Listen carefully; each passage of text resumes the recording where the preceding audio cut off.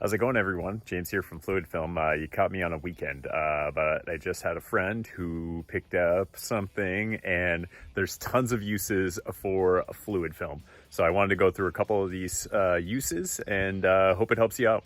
We've got horse trailers. So first, with the hitch, you can basically hit any of these moving components. They're all exposed, see a lot of wear. As you can see, a little bit of rust coming up there. Also inside the trailer bowl, you can spray in there with the moving components for the locking mechanisms. If it has any doors or latches, you can certainly spray right in there. Hinges on the door, always a good idea too.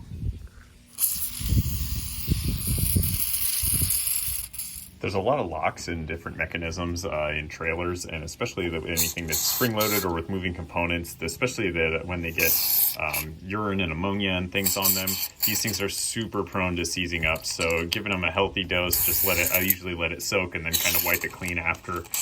Always makes things a little bit easier. Especially if you have a two-horse, a lot of them have this kind of modular wing that has a lot of moving components.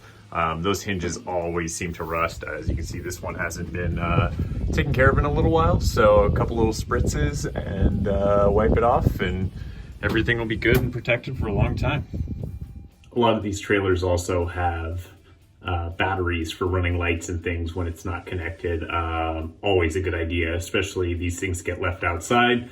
Coat those battery terminals and make sure you don't want to get any atmospheric corrosion on you also. Put the good stuff. Ready to go.